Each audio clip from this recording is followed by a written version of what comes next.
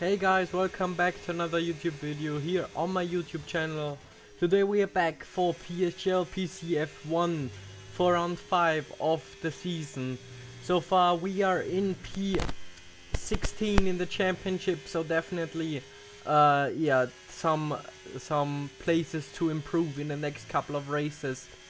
As we are now here in Q1, the first run, obviously yeah, always important to maybe get through with only one set of tires so we can have two for Q2 and Q3.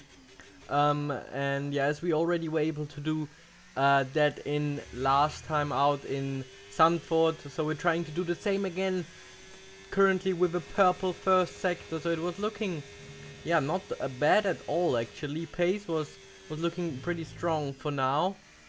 As we now go through Spoon Corner here, get a good exit, clean exit, and in general in Q1 it's just always all about trying to do a clean lap, and then yeah, it should be enough to get us through into Q2. As we now break at the 100-meter marker board for the last corner, missed the apex a little bit, but we still carry the minimum speed, and yeah, this lap should be through to Q2. We actually go in P2 for now, and in the end of the session it was P14, so a bit of a gamble. I think we went through by like 10,000, but yeah, a good gamble I guess.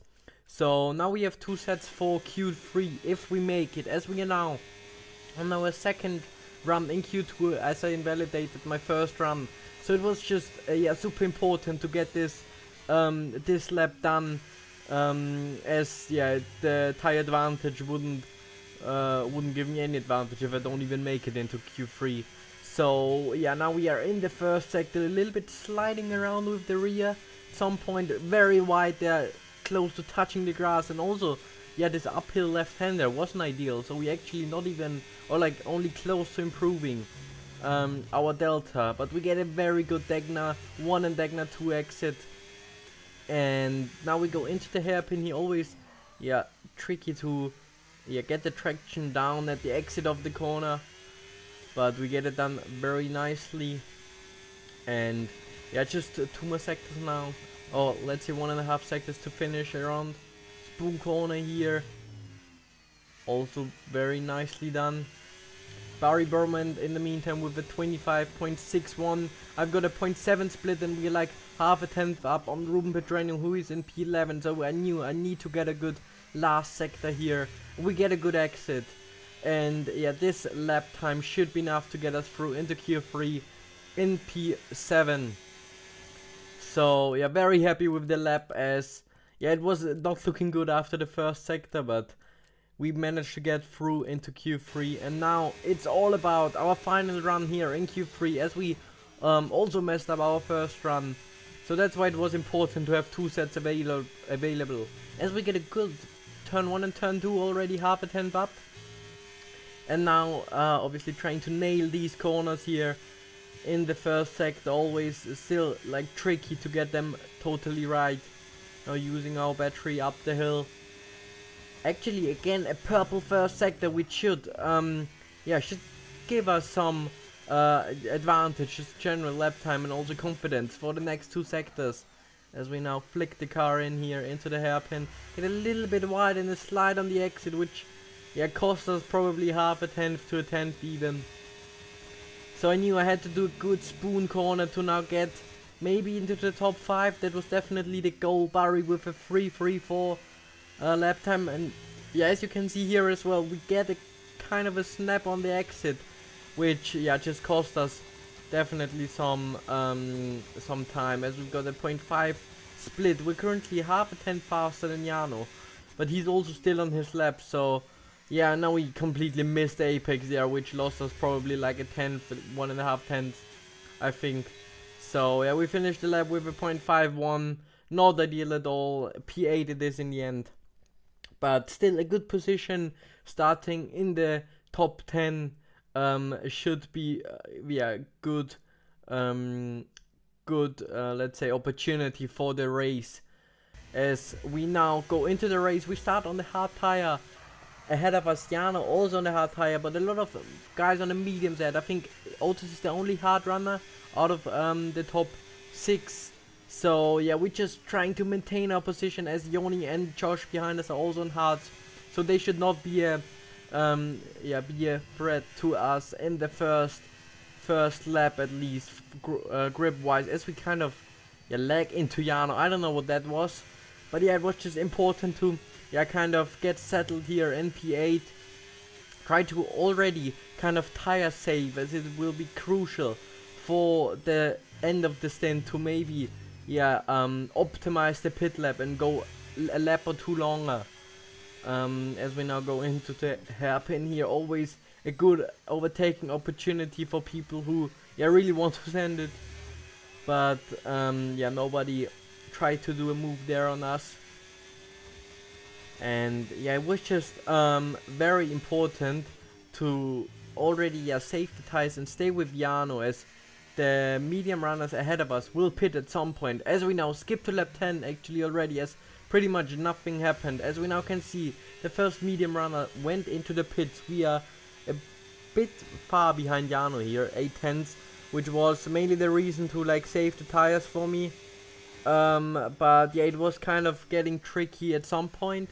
But now in lap 11, next few people go into the pit, same as our teammate Thomas Ronner and Ulash.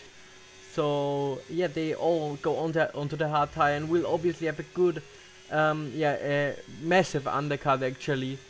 But now we go into lap 15. We can see Otis going into the pits, and we now stay out another lap, or at least pit at the end of this lap. So we have the tire advantage of a lot of other people, as we nearly lose the car there. And now we just brake super early. I didn't practice the pit entry at all, and also misclicked here going into the pits. It's just so embarrassing, and not ideal at all, as you will see in a second. Obviously with Jano staying out, he will have massive tire advantage at the end of this race. But now we can see we are exiting the pits, and we can see Lucas and Alfie going side by side here. I wanted to close the gap there or the space to maybe make them stay behind me, but unfortunately the second or 1.5 seconds I lost in the pit entry now cost us basically 2 positions, which is just so unfortunate, as we would have basically came out of the pits perfectly. As we now can see, I had Lucas Blakely sending it down the inside of Nicolas Longin. That's why this corner is also so dangerous. You can spin out the driver so easily. But now we move up to P12. Obviously with Jano still staying out at lap 18, he will catch up to us at some point, which will just be very interesting to see how he will be able to overtake us and all of the other guys ahead of us. As we now go into the final sector, we can see here Alfie closing in quite a lot of Nico, and Nico pushes, or basically let's say Alfie drives himself onto the grass, which makes him lose the car, and he rejoins the track, gets a 3-second time penalty, which should be removable, but he now overtakes Nico, so it's actually not removable. And we can see ahead, I think Thomas Ronner and Otis both had a collision in the middle of the straight there, which obviously gains us another 2 positions, and now we are in the points in the top 10, which is looking super good for the rest of the race. Thomas obviously with wing damage, which is very unfortunate for him, but that just means that we gain another position here. As we can see at the end of lap 19, Thomas lets both Alfie and me through, as he's just got no front wing anymore, and he will just lose places anyway. But it was just very important to get ahead of Alfie here, as he did quite a good undercut, quite a big undercut as well on us, so he should have worse tires than us, that's for sure. As we're now using our battery, Alfie goes into AI. I don't know what happened there. We tried to get the move done in the down the inside there, and that was just a little bit too greedy from me there, as we touched his rear. But now at the end of lap 23, nothing basically happened. But now Jano arrives here, trying to go around the outside on us, in the final corner he just had so much, he just had a lot of better tires compared to us, so there was basically nothing I could have done differently here. Maybe I probably shouldn't even try to defend, as he would have got past me anyway, but yeah, now he overtook us, and we can see Alfie here fighting hard with John Evans in lap 25 of this race, as yeah, Alfie goes off the track. We get the position, and now we are in P8, and we can see John Evans now in lap 26 on very old hard tires. Jarno gapped in the meanwhile by 2.5 seconds. He's trying to get the guys ahead of us, and now we entering the final lap of this race. Now we obviously have the DRS and slipstream advantage going down the start finish straight here, and it could be super easy to overtake John Evans here, and it is actually also super easy as we get past here before turn 1. Duncan, Hofland and John both are fighting behind, but I think Duncan also got a position. Yeah, he did. And now we are trying to just maintain this position for the final lap, not make any other not make any more mistakes, as this will just be super unfortunate. But yeah, we just try to maybe also get a bit closer to the guys ahead if there are some collisions going on. So we actually closing quite good on Joni Tormola there in this first sector. Obviously he's also on super old medium tires, as he I think also did a undercut or pit at least very early. So yeah, it's just we gain a lot of time on him, but obviously in this final lap there's no chance we can get past him there, as I'm now using all of my battery here down the final long straight here in this race. Obviously still a very good race, I would say.